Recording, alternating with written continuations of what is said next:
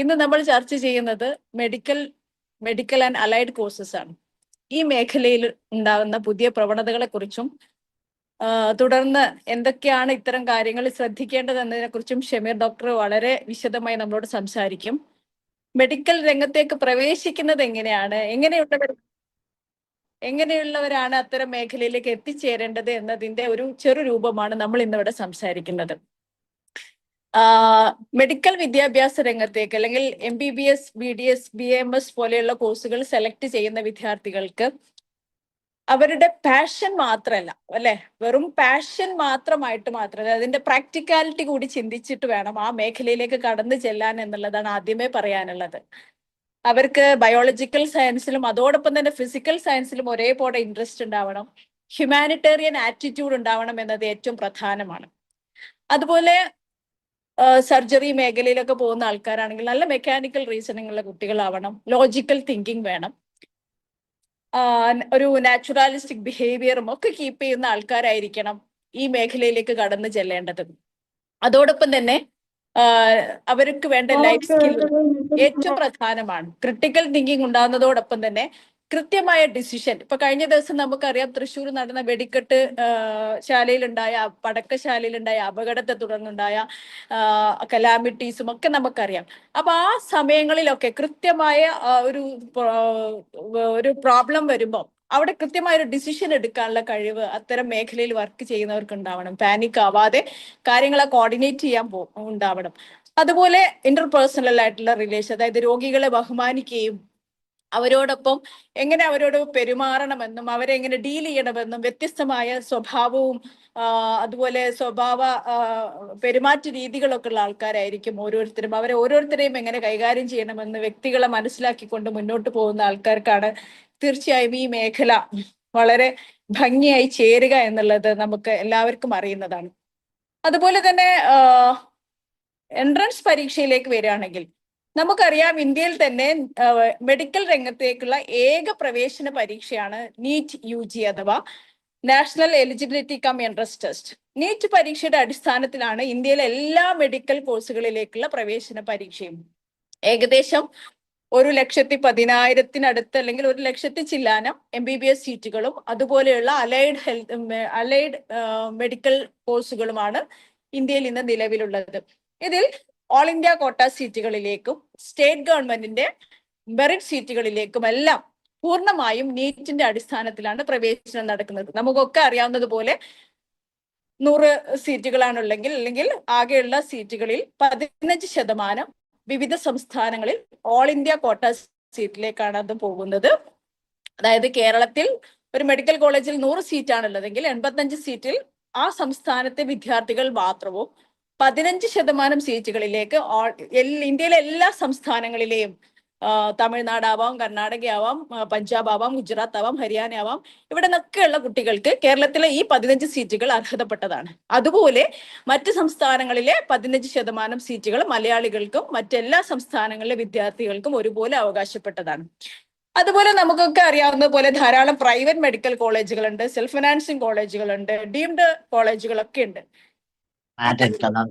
ഇത്തരം കോളേജുകളിലേക്കൊക്കെയുള്ള പ്രവേശനം നടത്തുന്നത് നമ്മുടെ നീറ്റ് പ്രവേശന പരീക്ഷയുടെ അടിസ്ഥാനത്തിലാണ്.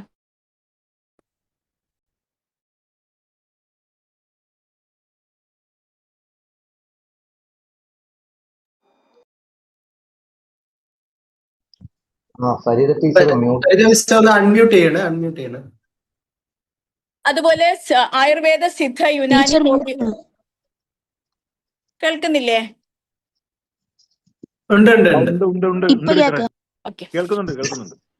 ആയുർവേദ, സിദ്ധ, യുനാനി, ഹോമിയോപ്പതി തുടങ്ങിയുള്ള മേഖലയിലൊക്കെ നമ്മൾ പോവേണ്ടത് നീറ്റ് പരീക്ഷയുടെ അടിസ്ഥാനത്തിലാണ്. അതോടൊപ്പം നമ്മൾ ശ്രദ്ധിക്കേണ്ട ഏറ്റവും പ്രധാനപ്പെട്ട കാര്യം എന്ന് പറയുന്നത് ദേശീയ പ്രാധാന്യമുള്ള സ്ഥാപനങ്ങളായ AIIMS, JIPMER, AFMC armed forces medical കോളേജിലേക്കൊക്കെ, അതായത് AFMCയുടെ പ്രാഥമിക ഘട്ടം എല്ലാം വരുന്നത് നീറ്റ് പരീക്ഷയുടെ അടിസ്ഥാനത്തിലാണ്. ഇതിനെക്കുറിച്ചുള്ള കൂടുതൽ വിവരങ്ങൾ നമ്മൾ പിന്നീട് പറയുന്നതാണ്. അതുപോലെ നമുക്ക് വിവിധ ദേശീയ പ്രാധാന്യമുള്ള സ്ഥാപനങ്ങളിൽ, ചില സ്ഥാപനങ്ങളിൽ, എല്ലാ സ്ഥാപനങ്ങളിലല്ല, ചില സ്ഥാപനങ്ങളിൽ BSc നഴ്സിംഗ് സീറ്റും നീറ്റ് പരീക്ഷയുടെ അടിസ്ഥാനത്തിലാണ് പ്രവേശനം നടത്തുന്നത്.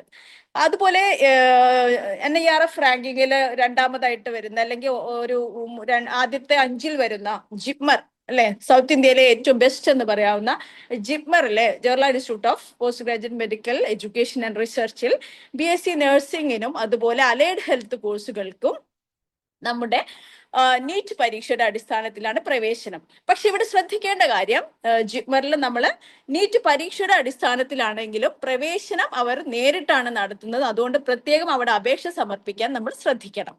ഇനി അതോടൊപ്പം നമുക്ക് പറയേണ്ടത്, ഉന്നത വിദ്യാഭ്യാസം +2 സയൻസ് പഠിച്ച ഒരു വിദ്യാർത്ഥി 10,000 റാങ്കിനുള്ളിലൊക്കെ വരികയാണെങ്കിൽ അവരുടെ ഉന്നത വിദ്യാഭ്യാസം പ്യൂർ സയൻസ് മേഖലയിലാണെങ്കിൽ, അതായത് ഫിസിക്സ്, കെമിസ്ട്രി, ബയോളജിക്കൽ സയൻസ് പോലെയുള്ള പ്യൂർ സയൻസ് മേഖലയിലാണെങ്കിൽ സ്കോളർഷിപ്പ് ഫോർ ഹയർ എഡ്യൂക്കേഷൻ അവർ അർഹനാവുന്നതും നീറ്റ് പരീക്ഷയുടെ മികച്ച റാങ്കിന്റെ അടിസ്ഥാനത്തിലാണ്.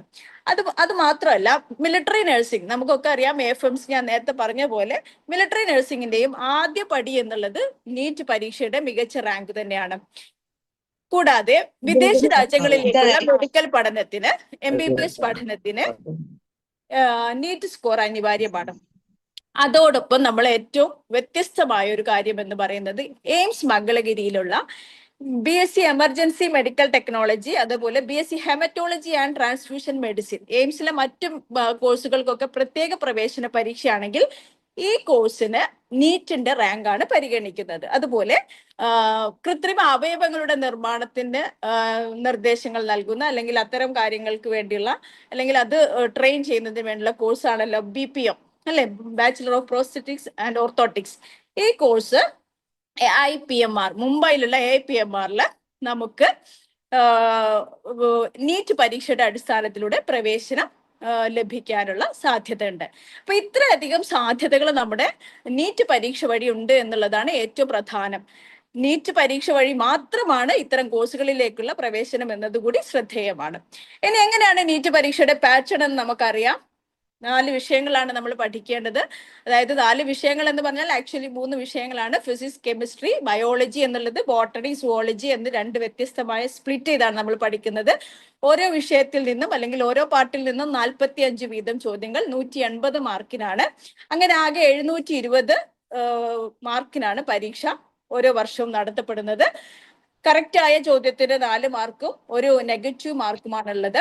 3 മണിക്കൂർ നീണ്ടു നിൽക്കുന്ന പരീക്ഷയാണ്. മറ്റു പരീക്ഷകളൊക്കെ ഓൺലൈൻ, ഇപ്പൊ നമ്മുടെ കീം അറിയാം, അതുപോലെ JEE പരീക്ഷയൊക്കെ ഓൺലൈൻ ആണെങ്കിലും 23 ലക്ഷത്തോളം അല്ലെങ്കിൽ 24 ലക്ഷത്തോളം വിദ്യാർത്ഥികൾ എഴുതുന്ന ഈ പരീക്ഷ, അതായത് നീറ്റ് UG പരീക്ഷ ഓഫ്ലൈൻ ആയിട്ടാണ് നടത്തുന്നത്. അത്രയധികം സുപ്രീം കോടതിയുടെ പ്രത്യേക ഉത്തരവുണ്ട്, ഓൺലൈനായിട്ട് നടത്താൻ പറ്റുന്ന സാധ്യതയെക്കുറിച്ച് ഗവൺമെന്റ് അന്വേഷിക്കണമെന്ന്. എന്നിട്ടും യാതൊരു വിധത്തിലുള്ള കുട്ടികൾക്ക് ഒരു ഡിസ്ക്രിപ്പൻസീസ് ഉണ്ടാവരുത് എന്നതിന്റെ അർത്ഥത്തിലാണെന്ന് തോന്നുന്നു നാഷണൽ ടെസ്റ്റിംഗ് ഏജൻസി ഇപ്പോഴും ഇത് ഓഫ്ലൈൻ തന്നെയായിട്ടാണ് നടത്തപ്പെടുന്നത്. ഇനി നമുക്കറിയാം, നീറ്റ് പരീക്ഷ ക്വാളിഫൈ ചെയ്യുന്നത് എങ്ങനെയാണെന്ന് ചോദിച്ചാൽ, നമുക്കറിയാം ഓരോ വർഷവും വ്യത്യസ്തമായ രീതിയിലാണ് പെർസെന്റേജ് വരുന്നത്. അതായത് 50% പരീക്ഷ എഴുതി 50% വിദ്യാർത്ഥികൾക്ക് എത്ര മാർക്കാണോ ലഭിച്ചിരിക്കുന്നത്, അതാണ് 50th പെർസെന്റേജ് എന്ന് പറയുന്നത്. 50th പെർസെന്റേജ് ലഭിക്കുന്ന ഒരു വിദ്യാർത്ഥി അവർക്ക് ഓപ്ഷൻ കൊടുക്കാൻ അർഹതയുണ്ട്. ഇപ്പൊ കഴിഞ്ഞ വർഷത്തെ നമുക്കറിയാം റാങ്കിന്റെ ഫസ്റ്റ് മാർക്ക് എന്ന് പറയുന്നത് 2025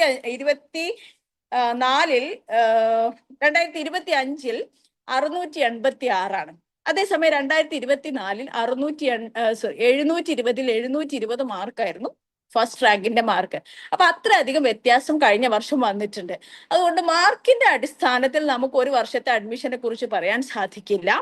അതേസമയം റാങ്കിന്റെ അടിസ്ഥാനത്തിൽ നമുക്ക് അഡ്മിഷൻ സ്ട്രാറ്റജി പറയാൻ സാധിക്കും. നോർമലി അങ്ങനെയാണ് നമുക്കത് പറയാൻ സാധിക്കുന്നത്. അതേസമയം OBC SC ST വിഭാഗങ്ങൾക്ക് 40th പെർസെന്റേജിലാണ് ഈ ഒരു കട്ട് ഓഫ് വരുന്നത്, അഡ്മിഷന് വേണ്ടിയിട്ടുള്ള കട്ട് ഓഫ് വരുന്നത്. പക്ഷേ ഈ ഒരു 50th പെർസെന്റേജിൽ ലഭിച്ച കുട്ടിക്ക് ഒരു ഗവൺമെന്റ് മെഡിക്കൽ കോളേജിൽ ലഭിക്കണമെന്നില്ല. പക്ഷെ അതേസമയം നീറ്റ് ക്വാളിഫൈ ചെയ്തിട്ട് വിദേശ രാജ്യങ്ങളിലൊക്കെ MBBS പഠിക്കാൻ പോകുമ്പോൾ നീറ്റ് ക്വാളിഫൈ ചെയ്യണമെന്നൊരു കണ്ടീഷൻ ഉണ്ട്. ആ കണ്ടീഷന്റെ അടിസ്ഥാനത്തിൽ അയാൾക്ക് എന്ത് ചെയ്യാം, അപേക്ഷിക്കാനുള്ള അർഹത ഉണ്ടാവും, അല്ലെങ്കിൽ ഡീംഡ് യൂണിവേഴ്സിറ്റിയിലൊക്കെ പഠിക്കാനുള്ള അർഹത ഉണ്ടാവും. ഇനി നമുക്ക് മറ്റൊരു ചിത്രമുണ്ട്. അതായത് കേരളത്തിലെ MBBS, BDS, BAMS ഒക്കെ കോഴ്സുകളിലേക്ക് വരുമ്പോൾ നമ്മൾ ശ്രദ്ധിക്കേണ്ടത് എന്താണ്? ഇവിടെ നമുക്ക് നമ്മുടെ കേരള എൻട്രൻസ് കമ്മീഷണർ രണ്ട് പരീക്ഷ മാത്രമേ നടത്തുന്നുള്ളൂ. എഞ്ചിനീയറിംഗിനും ഫാർമസി കോഴ്സിനും മാത്രമേ പരീക്ഷ നടത്തുന്നുള്ളൂ. അല്ലാതെ മെഡിക്കൽ കോഴ്സുകൾക്ക് പ്രത്യേക പ്രവേശന പരീക്ഷ നടത്തുന്നില്ല. പക്ഷേ എന്തുണ്ട്? നീറ്റ് പരീക്ഷ എഴുതുന്ന ഒരു കുട്ടി നിർബന്ധമായും എൻട്രൻസ് കമ്മീഷണറുടെ പരീക്ഷ പ്രൊസീജിയറായ കീമിന് അപേക്ഷിക്കണം. Kerala engineering, architecture and medical കോഴ്സസിലേക്കുള്ള കോഴ്സിന് വേണ്ടിയിട്ട് അപേക്ഷിക്കുന്ന കൺട്രോൾ ഓഫ് എൻട്രൻസ് എക്സാമിനേഷനിൽ അപേക്ഷിച്ചാൽ മാത്രമേ കേരളത്തിലെ MBBS, BDS, BHMS കോഴ്സ് തുടങ്ങിയുള്ള 13ഓളം കോഴ്സുകളിലേക്ക് ആ വിദ്യാർത്ഥിയെ പരിഗണിക്കുകയുള്ളൂ. അപ്പോൾ കേരളത്തിലെ വിദ്യാർത്ഥികൾ കേരളത്തിലെ ഗവൺമെന്റ് കോളേജുകളിൽ അല്ലെങ്കിൽ സെൽഫ് ഫൈനാൻസിങ് കോളേജുകളിലും മറ്റുള്ള കോളേജുകളിലൊക്കെ അഡ്മിഷൻ ലഭിക്കണമെങ്കിൽ അവരെന്ത് ചെയ്യണം? അവർ നീറ്റിന് അപേക്ഷിക്കണം, നീറ്റ് പരീക്ഷ എഴുതണം, കീമിന് അപേക്ഷിക്കുക കൂടി വേണം. കീമിന് അപേക്ഷിക്കുമ്പോൾ നമ്മൾ ശ്രദ്ധിക്കേണ്ട കാര്യം എന്താണ്? അവിടെ നമ്മൾ മെഡിക്കൽ ആൻഡ് മെഡിക്കൽ അലൈഡ് എന്നുള്ള ഓപ്ഷൻ ക്ലിക്ക് ചെയ്താൽ മാത്രമേ നമ്മൾ ഈ അലോട്ട്മെന്റ് പ്രൊസീജിയറിൽ പരിഗണിക്കുകയുള്ളൂ. അത് പ്രത്യേകം നമ്മൾ ശ്രദ്ധിക്കണം. ഓക്കെ. ഇനി ഞാൻ നേരത്തെ പറഞ്ഞ പോലെ നീറ്റ് പരീക്ഷയുടെ അടിസ്ഥാനത്തിൽ നമുക്ക് പോകാവുന്ന ഏതൊക്കെ കോഴ്സുകളാണെന്ന് നേരത്തെ പറഞ്ഞു. കേരളത്തിൽ MBBS കോഴ്സ് ഗവൺമെന്റ് കോളേജുകളിൽ 14 ജില്ലകളിൽ നമുക്ക് എന്തുണ്ട്? മെഡിക്കൽ കോളേജുകളുണ്ട്. അതുപോലെ 5 വർഷമാണ് ഈ കോഴ്സിന്റെ കാലാവധി.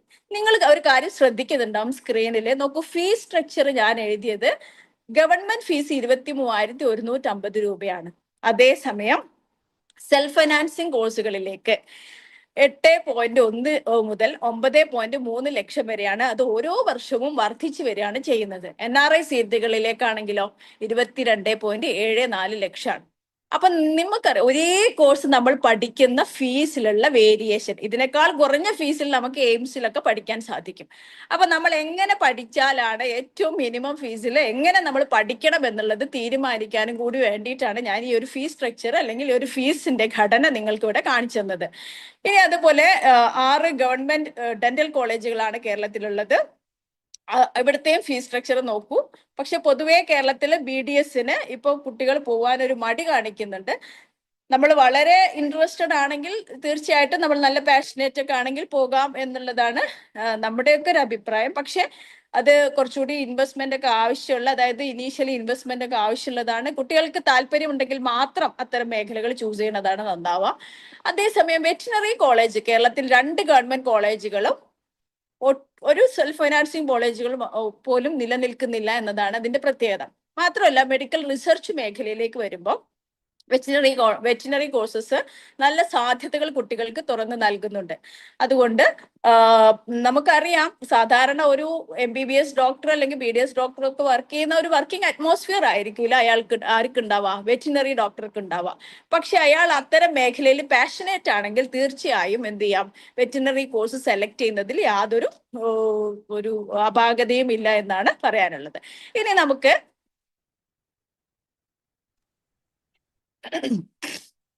ആയുഷ് കോഴ്സസിനെ കുറിച്ച് പറയാം. ആയുഷ് കോഴ്സസിൽ നമ്മൾ ശ്രദ്ധിക്കേണ്ടത്, നമുക്കറിയാം ആയുഷ് എന്ന് പറഞ്ഞാൽ എന്താണ്? ആയുർവേദം, യോഗ, യുനാനി, സിദ്ധ, ഹോമിയോ തുടങ്ങിയുള്ള കോഴ്സസ് ആണ്. ഇപ്പൊ ഇവിടെ നേരത്തെ കാണിച്ച ആയുർവേദം, ഹോമിയോ, സിദ്ധ, യുനാനി തുടങ്ങിയുള്ള കോഴ്സുകളെല്ലാം നീറ്റ് പരീക്ഷയുടെ അടിസ്ഥാനത്തിലാണ് പ്രവേശനം. അതേസമയം നാച്ചുറോപ്പതി ആൻഡ് യോഗിക് സയൻസ് എന്നുള്ള കോഴ്സ് നമ്മുടെ കേരളത്തിൽ നിലവിലില്ല, തമിഴ്നാട് പോലെയുള്ള സംസ്ഥാനങ്ങളിൽ മാത്രമേ ലഭ്യമായിട്ടുള്ളൂ. ഇതൊക്കെ നീറ്റ് പരീക്ഷയുടെ അടിസ്ഥാനത്തിലാണ്. 3 ഗവൺമെന്റ് കോളേജുകളാണ് നിലവിലുള്ളത്. ഇതിന്റെയൊക്കെ സാധ്യതകൾ നമുക്കറിയാം. ആയുർവേദം എന്ന് പറഞ്ഞാൽ കുറച്ച് ചെടികളും അതുമായിട്ട് ബന്ധപ്പെട്ട ഔഷധ സസ്യങ്ങളൊക്കെ ആയിട്ട് ബന്ധപ്പെട്ട ഒരു ചികിത്സാ രീതിയാണ്, ഭാരതീയ ചികിത്സാ രീതിയാണ്. അതിന്റെ പ്രത്യേകതകൾ അറിഞ്ഞ് അത്തരം സാധ്യതകളെ കുറിച്ച് മനസ്സിലാക്കിയ ആൾക്കാർ മാത്രമേ അത്തരം മേഖലയിൽ പോകാവൂ. അതുപോലെ ഹോമിയോ അല്ലെ, ഹോമിയോ വളരെ കുറഞ്ഞ ഫീസിൽ 1280 രൂപ മാത്രമാണ് ഹോമിയോയുടെ ഫീസ് വരുന്നത്. ഈ പറഞ്ഞ പോലെ വളരെ സ്പെസിഫിക് ആയിട്ടുള്ള ഒരു ചികിത്സാ രീതിയാണ്. അതുകൊണ്ട് തന്നെ അത്തരം മേഖലയിൽ പോകാൻ താല്പര്യമുള്ള കുട്ടികൾക്ക് അത്തരം കോഴ്സുകൾ സെലക്ട് ചെയ്യാം. Siddha medicine, minerals and metals ഒക്കെ വെച്ച് ട്രീറ്റ് ചെയ്യുന്ന ഒരു എന്താ പറയാ, കേരളത്തിൽ പൊതുവേ സാർവത്രികമല്ലാത്തൊരു ചികിത്സാ രീതിയാണ്. അതേസമയം ചില പർട്ടിക്കുലർ റീജിയനിൽ, പ്രത്യേകിച്ചും തമിഴ്നാട് ബോർഡറുകളിലൊക്കെ, കേരളത്തിന്റെ ബോർഡർ ആയിട്ടുള്ള ഭാഗങ്ങളിലൊക്കെ വളരെ സാർവത്രികമായിട്ടുള്ള ഒരു ചികിത്സാ രീതിയാണ് സിദ്ധ മെഡിസിൻ. കേരളത്തിൽ ഒരു കോളേജ് മാത്രമേ ഉള്ളൂ, ശാന്തിഗിരി ആശ്രമത്തിന്റെ കീഴിലുള്ള തിരുവനന്തപുരത്തുള്ള ഒരു കോളേജ്. അതുപോലെ യുനാനി മെഡിസിനും ഇതും വളരെ അപൂർവമായിട്ട് മാത്രം കണ്ടുവരുന്നതാണ്, അല്ലെങ്കിൽ അത്തരം ചികിത്സാ രീതികൾ ഫോളോ ചെയ്യുന്നത് വളരെ അപൂർവമായിട്ടാണ്. അതും ഒരു ഇത് സിദ്ധ മെഡിസിൻ പഠിക്കുന്നവർ 10ാം ക്ലാസ്സിൽ തമിഴും, അല്ലെങ്കിൽ ഫസ്റ്റ് പ്രൊഫഷണൽ കോഴ്സിന്റെ സമയത്ത് തമിഴ് സർട്ടിഫിക്കറ്റ് കോഴ്സും, യുനാനി കോഴ്സസ് പഠിക്കുന്ന ആൾക്കാർ ഫസ്റ്റ് പ്രൊഫഷണലിൽ മുമ്പോ അല്ലെങ്കിൽ +2 അല്ലെങ്കിൽ 10ാം ക്ലാസ്സിലോ +2 അറബിക്, ഉറുദു, പേർഷ്യൻ തുടങ്ങിയുള്ള ലാംഗ്വേജുകളോ പഠിച്ചിരിക്കണം എന്നൊരു നിബന്ധന കൂടിയുണ്ട് എന്നത് പ്രത്യേകം ശ്രദ്ധിക്കുക. കോഴിക്കോട് മർക്കസ് യുനാനി കോളേജ് ആണ് ഇപ്പോൾ എയ്ഡഡ് പദവി ലഭിച്ചു എന്നൊക്കെ നിങ്ങൾ പത്രത്തിൽ വായിച്ചിട്ടുണ്ടാകും. ഇനി അതുപോലെ നമ്മൾ അഗ്രികൾച്ചർ, പക്ഷെ പൂർണ്ണമായിട്ടും അത് നിയമപരമായിട്ട് ബന്ധിച്ചില്ല, അതുകൊണ്ടാണ് ഞാൻ ഇതിനകത്ത് മാറ്റാതിരുന്നത്. ഇനി ഇതേപോലെ പ്രത്യേകം ശ്രദ്ധിക്കേണ്ട കാര്യം, CUET പരീക്ഷയുടെ അടിസ്ഥാനത്തിലാണ് ദേശീയ തലത്തിലുള്ള അഗ്രികൾച്ചർ കോഴ്സുകളിലേക്കുള്ള പ്രവേശനമെങ്കിൽ കേരളത്തിലെ അഗ്രികൾച്ചർ കോഴ്സുകളിലേക്കുള്ള പ്രവേശനം നീറ്റ് പരീക്ഷയുടെ അടിസ്ഥാനത്തിലാണ്. കീം വഴിയാണ് നമ്മുടെ പ്രവേശനം നടത്തപ്പെടുന്നത്. അപ്പൊ ഇത്തരം കാര്യങ്ങളും കൂടി നിങ്ങൾ ശ്രദ്ധയിലുണ്ടാവും. അതുപോലെ അഗ്രികൾച്ചർ കോഴ്സുമായിട്ട് ബന്ധപ്പെട്ട സ്ഥാപനങ്ങളാണ് കാണിച്ചിരിക്കുന്നത്. ഇനി ഫോറസ്ട്രി, പ്രത്യേകിച്ച് നമുക്ക് ഇത്തരം മേഖലയിലൊക്കെ വർക്ക് ചെയ്യാൻ, അതായത് ഫോറസ്റ്റുമായിട്ട് ബന്ധപ്പെട്ട മേഖലയിലൊക്കെ വർക്ക് ചെയ്യാൻ താല്പര്യമുള്ള, കുറച്ച് എന്താ പറയാ, പുറമേ ഒക്കെ പോവാനും കുറച്ച് ചലഞ്ചിങ് ആയിട്ടുള്ള കാര്യങ്ങളൊക്കെ ചെയ്യാൻ താല്പര്യപ്പെടുന്നവർക്ക് വളരെ രസകരമായ ഒരു കോഴ്സാണ്. ഒരുപാട് ജോലി സാധ്യത ഉണ്ടെന്നൊന്നും പറയാൻ പറ്റില്ല, പക്ഷെ പല കോഴ്സുകൾക്കും, ഹയർ സ്റ്റഡീസിനും അതിന്റെ സിലബസ് കണ്ടന്റ് കുറച്ച് കുറവായതുകൊണ്ട് മറ്റ് മത്സര പരീക്ഷകൾക്ക് പ്രിപ്പയർ ചെയ്യുന്ന ആൾക്കാർ പ്രിഫർ ചെയ്യുന്ന കോഴ്സാണ് ഫോറസ്ട്രി എന്ന് പറയാം. അതുപോലെ മത്സ്യബന്ധനം, പ്രജനനം, കയറ്റുമതി തുടങ്ങിയ മേഖലയിൽ, പ്രത്യേകിച്ചും തീരദേശ സംസ്ഥാനമാണ് കേരളം, അതുകൊണ്ട് ഫിഷറീസ് മേഖലയിലൊക്കെ സാധ്യതകൾ നമുക്ക് കാണാവുന്നതാണ്. ഇനി അതുപോലെ വളരെ വ്യത്യസ്തമായ 3 കോഴ്സ് കേരള അഗ്രികൾച്ചർ യൂണിവേഴ്സിറ്റി നടത്തുന്നുണ്ട്. അതിൽ 2 കോഴ്സുകളിൽ ഏറ്റവും പ്രധാനപ്പെട്ടത് നമുക്ക് പറയാവുന്നത് കോർപ്പറേഷൻ ആൻഡ് ബാങ്കിങ് ആണ്. അതായത് ഇപ്പൊ ആ കോഴ്സിന്റെ പേര് അഗ്രി ബിസിനസ് മാനേജ്മെന്റ് എന്നാക്കി മാറ്റിയിട്ടുണ്ട്. അതിൽ നമുക്ക് കോർപ്പറേഷൻ ആൻഡ് ബാങ്കിങ് ആണോ അഗ്രി ബിസിനസ് മാനേജ്മെന്റ് ആണോ, ഈ കോഴ്സ് ഏതാണ് നമുക്ക് സെലക്ട് ചെയ്യാനുള്ള ഒരു അവസരമുണ്ട്. അതുപോലെ ക്ലൈമറ്റ് ചേഞ്ച് ആൻഡ് എൻവയോൺമെന്റൽ സയൻസ്, ഈ ഒരു കാലഘട്ടത്തിൽ നമ്മൾ അതിന്റെ പ്രത്യേകത പറയേണ്ട ആവശ്യമില്ല. ഉയർന്ന താപനില, അതുപോലെ മഞ്ഞുരുക്കം, അതുപോലെ വ്യത്യസ്തമായ പ്രകൃതി പ്രതിഭാസങ്ങളൊക്കെ നടന്നുകൊണ്ടിരിക്കുന്ന കാലഘട്ടത്തിൽ, പ്രത്യേകിച്ചും UN പോലെയുള്ള മേഖലയിലൊക്കെ ധാരാളം ജോലി സാധ്യതകൾ ഉണ്ടാകുന്ന ഒരു കോഴ്സാണ് ക്ലൈമറ്റ് ചേഞ്ച് ആൻഡ് എൻവയോൺമെന്റൽ സയൻസ്. ഇനി ഇതേപോലെ മാത്തമാറ്റിക്സ് പഠിക്കാതെ, സാധാരണ ബിടെക് കോഴ്സുകൾ പഠിക്കണമെങ്കിൽ നമ്മൾ മാത്തമാറ്റിക്സ് പഠിക്കണം. പക്ഷെ മാത്തമാറ്റിക്സ് പഠിക്കാതെ നീറ്റ് പരീക്ഷ വഴി നമുക്ക് എന്ത് ചെയ്യാം, ബയോടെക്നോളജി, റിസർച്ച് ഓറിയന്റഡ് ആയിട്ട് ബയോളജിയുടെയും ടെക്നോളജിയുടെയും ഒക്കെ വ്യത്യസ്തമായ മേഖലയിൽ പോകാൻ നമുക്ക് സാധിക്കുന്ന ഒരു കോഴ്സാണ് ബിടെക് ബയോടെക്നോളജി. ഇതും നമുക്ക് നീറ്റ് പരീക്ഷയുടെ അടിസ്ഥാനത്തിലാണ് കേരളത്തിൽ പ്രവേശനം നൽകുന്നത്. ഇനി നീറ്റിന്റെ കാര്യത്തിൽ നമ്മൾ 1-2 കാര്യങ്ങൾ കൂടി പറയാം. അതായത് ഞാൻ നേരത്തെ പറഞ്ഞ പോലെ 2 കാര്യം നമ്മൾ പ്രത്യേകം ശ്രദ്ധിക്കണം. അതായത് നീറ്റ് പരീക്ഷ എഴുതി റിസൾട്ട് വന്നാൽ, അതായത് മെയ് 3-നാണല്ലോ നമ്മുടെ പരീക്ഷ. ഒരു പക്ഷേ നമ്മുടെ രക്ഷിതാക്കളും കുട്ടികളൊക്കെ ഇതിന് ശ്രോതാക്കളായിട്ടുണ്ടാവുമായിരിക്കും. മെയ് 3-ന് പരീക്ഷ കഴിഞ്ഞാൽ തൊട്ട് ഒരു 3 ആഴ്ച കഴിഞ്ഞാൽ നമുക്ക് ആൻസർ കീ, വളരെ പെട്ടെന്ന് തന്നെ ആൻസർ കീ വരും. ആൻസർ കീ വന്നതിന് ശേഷം ഒരു ചലഞ്ച് ചെയ്യാൻ, അതായത് ആൻസർ കീയിലെ തെറ്റുകൾ കറക്റ്റ് ചെയ്യാനുള്ള സമയം ഉണ്ടാവും. ഈ കറക്റ്റ് ചെയ്തതിന്റെ തൊട്ടടുത്ത് തന്നെ റിസൾട്ട് വരും. റിസൾട്ട് വന്നാൽ പിന്നീട് നീറ്റ് കൗൺസിലിംഗ് ആരംഭിക്കും. നീറ്റ് കൗൺസിലിംഗ് ആരംഭിക്കുമ്പോൾ നമ്മൾ ശ്രദ്ധിക്കേണ്ട കാര്യം, 2 തരത്തിലുള്ള കൗൺസിലിംഗ് ഉണ്ട്. ഓൾ ഇന്ത്യ കൗൺസിലിംഗും സ്റ്റേറ്റ് കൗൺസിലിംഗും. ഓൾ ഇന്ത്യ കൗൺസിൽ എന്ന് പറയാൽ നാഷണൽ മെഡിക്കൽ കമ്മീഷൻ അല്ലെങ്കിൽ മെഡിക്കൽ കൗൺസിൽ ഓഫ് ഇന്ത്യ നടത്തുന്ന, MCC നടത്തുന്ന മെഡിക്കൽ അഡ്മിഷൻ അലോട്ട്മെന്റ്, അതായത് ഓൾ ഇന്ത്യ കോട്ട സീറ്റുകളിലേക്കുള്ള അഡ്മിഷൻ ആണ് ആദ്യം നടത്തപ്പെടുന്നത്. അതിനുശേഷമാണ് സ്റ്റേറ്റ് കൗൺസിലിംഗ് നടത്തുന്നത്. അപ്പോൾ നമ്മൾ നീറ്റ് പരീക്ഷ എഴുതിയ ആൾക്കാർ 2 അഡ്മിഷൻ പ്രൊസീജിയറും രജിസ്റ്റർ ചെയ്യുകയും അത് കൃത്യമായി ഫോളോ ചെയ്യാനും ശ്രമിക്കേണ്ടതാണ്. ഇനി അതുപോലെ നമ്മൾ പറയേണ്ട ഈ ഓൾ ഇന്ത്യ കോട്ട കൗൺസിലിംഗിൽ പങ്കെടുക്കുന്ന സ്ഥാപനങ്ങൾ എന്ന് പറയുന്നത് എയിംസ്, ജിപ്മർ, അതുപോലെ ESI കോട്ടയിൽ വരുന്ന ESI പ്രീമിയം അടക്കുന്ന രക്ഷിതാക്കൾക്ക് അവർക്ക് ഒരു ESI കോട്ട ഉണ്ടല്ലോ, ആ ESI കോട്ടയിലുള്ള കോളേജുകൾ, അതുപോലെ ഡീംഡ് യൂണിവേഴ്സിറ്റികളിൽ AFMCയുടെ ഫസ്റ്റ് സ്റ്റേജും ഓൾ ഇന്ത്യ കോട്ട കൗൺസിലിംഗ് പ്രൊസീജിയറിലാണ് വരുന്നത്.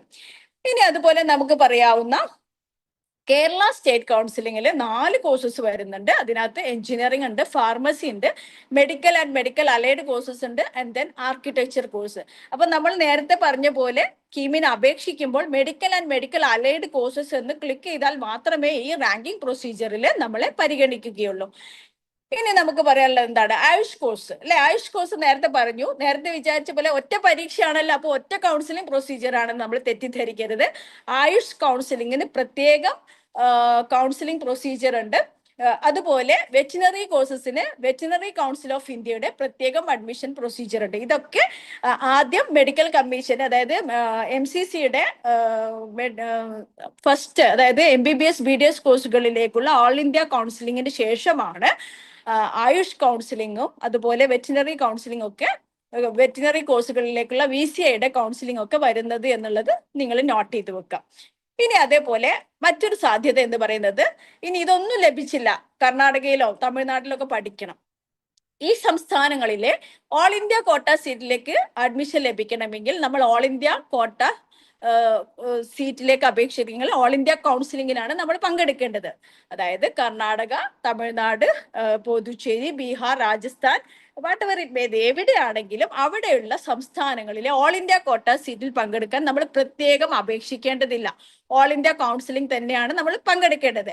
അതേസമയം ഈ സംസ്ഥാനങ്ങളിലെ മാനേജ്മെന്റ് സീറ്റുകളിലേക്കോ അല്ലെങ്കിൽ മറ്റു മൈനോറിറ്റി സീറ്റുകളിലേക്കൊക്കെ ശ്രമിക്കുന്ന കുട്ടികളാണെങ്കിൽ അവര് അതാത് സംസ്ഥാനത്തെ, അതുപോലെ ഡീംഡ് യൂണിവേഴ്സിറ്റിയുടെ ഒക്കെ സീറ്റുകളിലേക്ക് ശ്രമിക്കുന്നവർ അതാത് സംസ്ഥാനങ്ങളിലേക്ക് പ്രത്യേകം അപേക്ഷ നൽകാൻ ശ്രദ്ധിക്കേണ്ടതാണ്.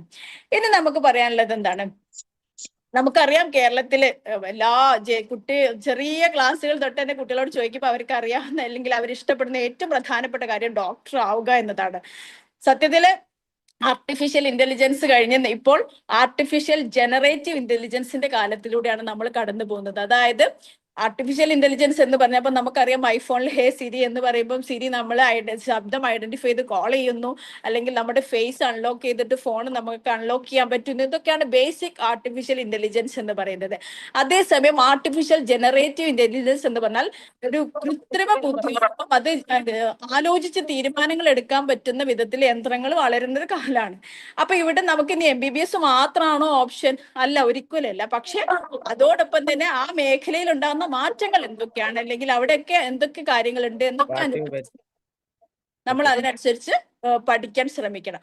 അപ്പോഴാണ് ഈ ഒരു, അതായത് സ്റ്റഡി അബ്രോഡ് എന്നുള്ളൊരു വിഷയം ഏറ്റവും പ്രധാനമായിട്ട് വരുന്നത്. കാരണം പലപ്പോഴും നീറ്റിൽ ചെറിയ റാങ്ക് കുറയുമ്പോഴേക്കും ഇനി ഒരു കോഴ്സ് പഠിക്കാനില്ല എന്നതിന്റെ അർത്ഥത്തിൽ വിദേശ രാജ്യങ്ങളിലേക്ക് പോണ കുട്ടികളുണ്ട്. നമ്മുടെ നാട്ടിലുള്ള സെൽഫ് ഫൈനാൻസിങ് കോളേജുകളിലേക്കാൾ മികച്ച റാങ്കിങ് ഉള്ള സ്ഥാപനങ്ങൾ വിവിധ രാജ്യങ്ങളിലുണ്ട്, യാതൊരു സംശയമില്ല. പക്ഷേ നമ്മൾ പോകുമ്പം അത് നാഷണൽ മെഡിക്കൽ കമ്മീഷന്റെ NMCയുടെ അംഗീകാരമുള്ള സ്ഥാപനമാണോ, അവിടെ മീഡിയം ഓഫ് ഇൻസ്ട്രക്ഷൻ ഇംഗ്ലീഷ് ആണോ എന്നൊക്കെ നോക്കി ഉറപ്പുവരുത്തിയിട്ട് വേണം നമ്മൾ വിദേശ MBBS പഠനത്തിന് പോവേണ്ടത്. അതല്ലാതെ കുറഞ്ഞ പൈസക്ക് പഠിച്ചു തീർക്കാം, അതുകൊണ്ട് വേഗം പോയി എന്ന് വിചാരിച്ച് നമ്മൾ യാതൊരു കാരണവശാലും ഇത്തരം MBBS കോഴ്സുകൾ സെലക്ട് ചെയ്യാൻ പോകരുത്. മാത്രമല്ല നമ്മൾ ശ്രദ്ധിക്കേണ്ട കാര്യം എന്താണ്? നോൺ ഇംഗ്ലീഷ് സ്പീക്കിംഗ് കൺട്രീസ് ആണെങ്കിൽ, അതായത് ചൈന, ഫിലിപ്പൈൻസ്, ഉക്രൈൻ, കസാക്കിസ്ഥാൻ പോലെയുള്ള, റഷ്യ, മലേഷ്യ, ജോർജിയ തുടങ്ങിയുള്ള രാജ്യങ്ങളില് ഒക്കെ എന്ത് വേണം? നീറ്റ് സ്കോറിന്റെ അടിസ്ഥാനത്തിലാണ്. അതായത് നീറ്റ് സ്കോർ ഉണ്ടെങ്കിൽ മാത്രമേ അവർക്ക് MBBS കോഴ്സിന് ജോയിൻ ചെയ്യാൻ പറ്റൂ. പലപ്പോഴും ഏജന്റുമാർ നമ്മളോട് പറയും അതൊന്നും കുഴപ്പമില്ല, അവിടെ എത്തിയിട്ട് ചെയ്യാം. പക്ഷെ അവിടെ എത്തിയിട്ട് ചെയ്യുമ്പോൾ നിങ്ങൾക്ക് അവിടെ നിന്ന് പോയിട്ട് നീറ്റ് അറ്റൻഡ് ചെയ്ത് 50th പെർസെന്റേജ് വാങ്ങി ഒരു വർഷം നഷ്ടപ്പെടുകയാണ് ചെയ്യുക. അത് പ്രത്യേകം രക്ഷിതാക്കൾ ശ്രദ്ധിക്കണം. നീറ്റ് ക്വാളിഫൈ ചെയ്ത ആൾക്കാർക്ക് നേരത്തെ ഞാൻ പറഞ്ഞല്ലോ 50th പെർസെന്റേജ് വേണം. അതായത് കഴിഞ്ഞ വർഷം 141 മാർക്കായിരുന്നു, 720-ൽ 141 മാർക്കായിരുന്നു 50th പെർസെന്റേജ്. ആ 141 മാർക്കെങ്കിലും ഉള്ള ആൾക്കാരെ അവിടെ പോയിട്ട് MBBS പഠിക്കുന്നത് കൊണ്ട് മാത്രമേ ഇന്ത്യയിൽ വന്നാൽ രജിസ്ട്രേഷൻ പ്രോസസ്സ് അവർക്ക് ആരംഭിക്കാൻ സാധിക്കുകയുള്ളൂ. ഇനി മാത്രമല്ല, നോൺ ഇംഗ്ലീഷ് സ്പീക്കിംഗ് കൺട്രീസിലുള്ള ഏറ്റവും വലിയൊരു പ്രശ്നം എന്ന് പറഞ്ഞാൽ അവിടുത്തെ മദർ ടങ് ഇംഗ്ലീഷ് അല്ല. അപ്പൊ ഈ മദർ ടങ് ഇംഗ്ലീഷ് ആയിട്ടുള്ള, അല്ലെങ്കിൽ അവിടെ മീഡിയം ഓഫ് ഇൻസ്ട്രക്ഷൻ ഇംഗ്ലീഷ് ആയിട്ടുള്ള സ്ഥാപനങ്ങൾ നമ്മൾ എന്ത് ചെയ്യാം, പഠിക്കാൻ വേണ്ടിയിട്ട്, അല്ലെങ്കിൽ നമ്മുടെ എന്താ പറയാ, പഠന മാധ്യമ ഇംഗ്ലീഷ് ആയിട്ടുള്ള സ്ഥാപനങ്ങൾ മാത്രം എന്ത് ചെയ്യാം, നമ്മൾ യൂണിവേഴ്സിറ്റി അല്ലെങ്കിൽ കോളേജുകൾ സെലക്ട് ചെയ്യാൻ പ്രത്യേകം ശ്രദ്ധിക്കുക. ഇനി ഇതിന്റെയൊക്കെ പ്രശ്നം എന്താണ്? തിരിച്ചു വന്നാൽ നമുക്കിവിടെ foreign medical graduate examination FMG എന്ന് പറഞ്ഞൊരു എക്സാം നമുക്ക് എഴുതാനുണ്ട്. ഈ FMGയുടെ pass percentage is very less ആണ്. അപ്പൊ അതുകൊണ്ട് അത്തരം ഒരു സാഹചര്യം നിലനിൽക്കുന്നത് കൊണ്ട് നമ്മൾ പോകുമ്പോൾ തന്നെ അതിനുള്ള പ്രിപ്പറേഷൻ ഒക്കെ ഒരുങ്ങിയിട്ട് വേണം പോവാൻ. പൊതുവെ പത്രത്തിലൊക്കെ നിങ്ങൾ ഇതൊക്കെ വായിക്കുന്നുണ്ടാവും, എന്നാലും ഞാൻ ഇത്തരം കാര്യങ്ങളൊന്ന് ഓർമ്മിപ്പിച്ചു എന്ന് മാത്രം. അതേസമയം വിദേശ രാജ്യങ്ങളായ US UK പോലുള്ള രാജ്യങ്ങളിലേക്ക് പോവാൻ അവിടെ നമുക്ക് നീറ്റിന്റെ ആവശ്യമില്ല, പക്ഷെ അവർ നടത്തുന്ന പരീക്ഷ എഴുതിയിട്ട് വേണം നമുക്ക് പോവാൻ. ഇനി ഇവിടുന്ന് MBBS കഴിഞ്ഞ് അത്തരം രാജ്യങ്ങളിലേക്ക് പോവാണെങ്കിൽ അവിടെ അവർ പറയുന്നത്, ഇപ്പൊ US പോവാണെങ്കിൽ USMLE, UK പോവാണെങ്കിൽ പ്ലാബ് പോലെയുള്ള പരീക്ഷകൾ എഴുതിയിട്ട് വേണം നമ്മൾ എന്ത് ചെയ്യാൻ, അവിടെ MBBS കഴിഞ്ഞിട്ട് നമുക്ക് ജോലി ലഭിക്കാൻ. അപ്പൊ ഇത്തരം കാര്യങ്ങളൊക്കെ നമ്മൾ മനസ്സിലാക്കുക. ഏജന്റുമാരുടെ സംസാരത്തിൽ വീണു പോകരുത് നമ്മുടെ കുട്ടികളും രക്ഷിതാക്കളും എന്ന് പ്രത്യേകം ഉണർത്തുകയാണ്. ഇനി കൂടുതൽ കാര്യങ്ങൾ, അതായത് MBBS പഠിക്കാവുന്ന പ്രീമിയർ MBBS പോലെയുള്ള അല്ലെങ്കിൽ നമ്മുടെ മെഡിക്കൽ അലൈഡ് കോഴ്സുകളൊക്കെ പറയാവുന്ന പ്രീമിയർ സ്ഥാപനങ്ങളെ കുറിച്ച് നമ്മുടെ നജീബ് സാർ പറയും. എന്നെ ശ്രവിച്ച എല്ലാവർക്കും ഒരുപാട് സന്തോഷം, നന്ദി. നമുക്ക് ലാസ്റ്റ് നമ്മുടെ നജീബ് സാറെ ക്ലാസ്സിന് ശേഷം ഡോക്ടർ ഷമീർ സാറ് അദ്ദേഹത്തിന്റെ അനുഭവങ്ങളും അദ്ദേഹത്തിന്റെ എല്ലാ കാര്യങ്ങളും നമ്മളോട് ഷെയർ ചെയ്യും. അതിനുശേഷം ക്വസ്റ്റ്യൻ ആൻസറിലൂടെ നമുക്ക് കടന്നു പോവാം. Thank you all. Welcome Najeeb sir. Thank you very much.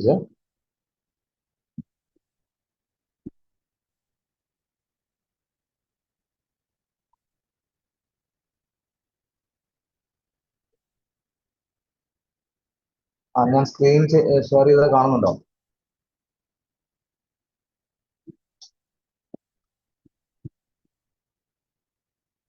എന്റെ സ്ക്രീന് കാണാൻ പറ്റുന്നുണ്ടോ? ഞാൻ സ്ക്രീൻ ഷെയർ ചെയ്തത്.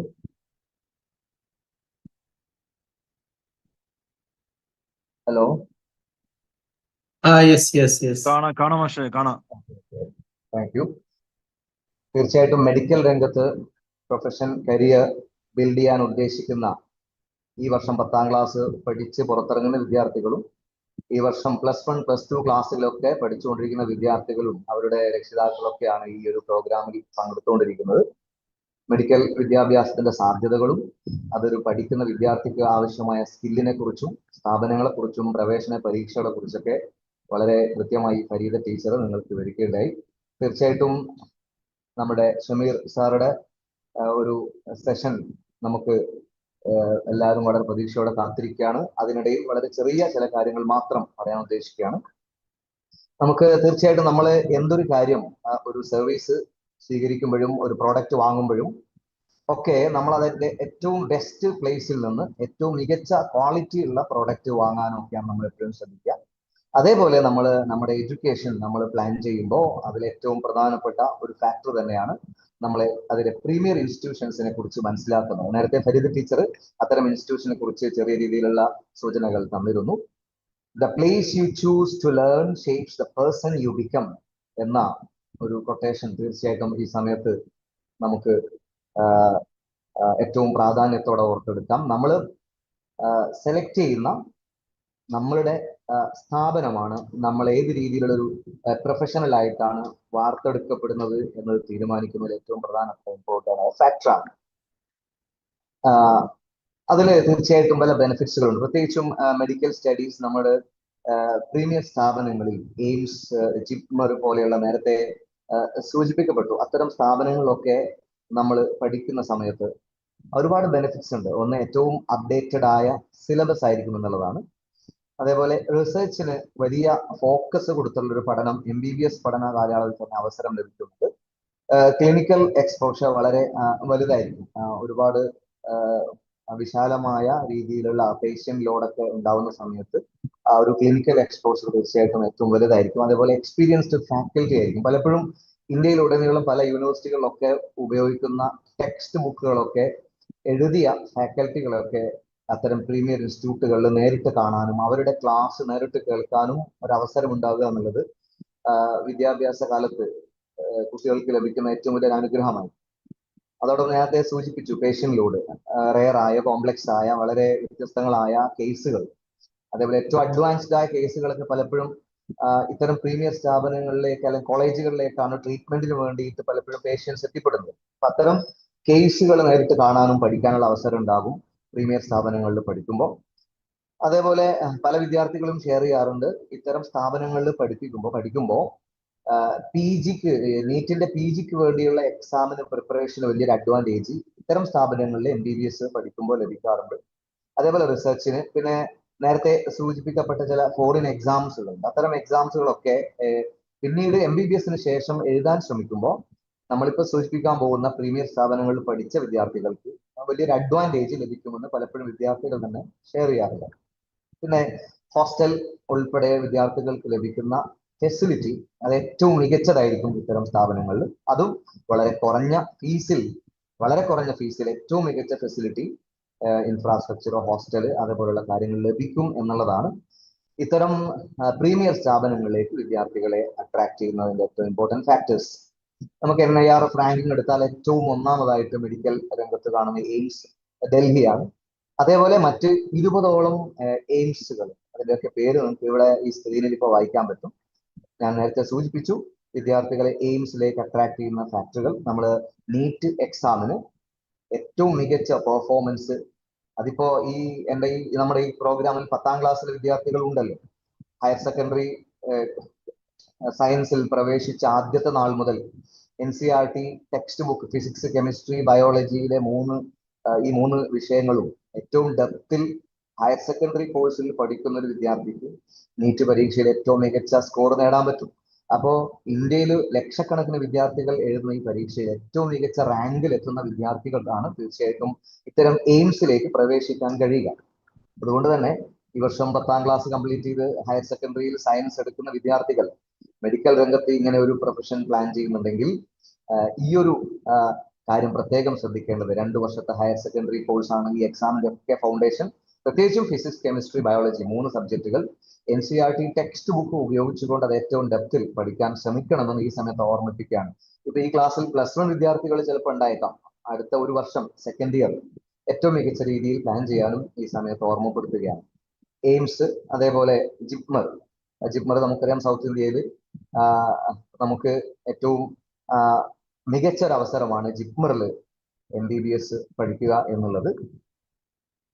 ജിപ്മറിൽ പഠിക്കുന്ന വിദ്യാർത്ഥികൾ പലപ്പോഴും ഷെയർ ചെയ്ത് ഏറ്റവും ഹൈ ക്വാളിറ്റി ആയിട്ടുള്ള എഡ്യൂക്കേഷൻ, അതോടൊപ്പം തന്നെ ഇൻഫ്രാസ്ട്രക്ചർ, കുട്ടികൾക്ക് വളരാനുള്ള എല്ലാ അവസരങ്ങളും, സ്പോർട്സ്, അതേപോലെ ഫിസിക്കൽ ഫിറ്റ്നസിന് വേണ്ടിയുള്ള എല്ലാ സൗകര്യങ്ങളും, ഹോസ്റ്റലിൽ തന്നെ AC ഉൾപ്പെടെയുള്ള സ്റ്റഡി റൂമുകൾ, മുഴുവൻ സമയം ഉപയോഗിക്കാൻ പറ്റുന്ന രീതിയിൽ വൈഫൈ, അതേപോലെ അവർക്ക് ലഭിക്കുന്ന ഹോസ്റ്റലിൽ 1ഓ 2ഓ പേര് മാത്രം വലിയ രീതിയിലുള്ള അക്കോമഡേഷൻ ലഭിക്കുന്നു. അതും 3rd ഇയർ ഫൈനൽ ഇയർ ഒക്കെ എത്തുമ്പോൾ ഒരു കുട്ടിക്ക് തന്നെ പഠനത്തിൽ കോൺസെൻട്രേറ്റ് ചെയ്യാൻ ഏറ്റവും മികച്ച സിംഗിൾ അക്കോമഡേഷൻ ഉള്ള, അതും വളരെ തുച്ഛമായ ഫീസിൽ, ഒരു വർഷത്തേക്ക് 6000 രൂപയൊക്കെയാണ് ടോട്ടൽ ഫീസ് വരുന്നത്.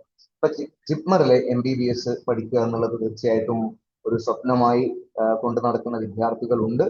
ഈ പ്രോഗ്രാമിൽ പങ്കെടുക്കുന്ന വിദ്യാർത്ഥികൾ തീർച്ചയായിട്ടും നേരത്തെ സൂചിപ്പിച്ചതുപോലെ വളരെ കൃത്യമായി പ്ലാൻ ചെയ്ത് നീറ്റ് എക്സാമിൽ ഏറ്റവും ഉയർന്ന പെർഫോമൻസ് കാഴ്ചവെക്കുകയാണെങ്കിൽ ജിപ്മറിലെ സ്വപ്നതുല്യമായ ക്യാമ്പസിൽ പഠിക്കാൻ സാധിക്കും. ഈ എയിംസിലും അതേപോലെ ജിപ്മറിലൊക്കെ പാരാമെഡിക്കൽ കോഴ്സ്, നഴ്സിംഗ് ഉൾപ്പെടെയുള്ള വ്യത്യസ്തമായ പാരാമെഡിക്കൽ കോഴ്സുകൾക്ക് ഈ നീറ്റിന്റെ സ്കോർ ആണ് പരിഗണിക്കുന്നത്. ഇപ്പൊ നീറ്റിൽ ഏറ്റവും ഉയർന്ന സ്കോർ നേടുന്ന വിദ്യാർത്ഥികൾക്ക്, മികച്ച സ്കോർ നേടുന്ന വിദ്യാർത്ഥികൾക്ക് എയിംസിന്റെ ക്യാമ്പസുകളിലും അതേപോലെ ജിപ്മറിലൊക്കെ പാരാമെഡിക്കൽ കോഴ്സുകൾക്കും പ്രവേശനം ലഭിക്കാനുള്ള ശ്രമം നടത്താവുന്നതാണ്. അതേപോലെ AFMC, armed force medical college, തീർച്ചയായിട്ടും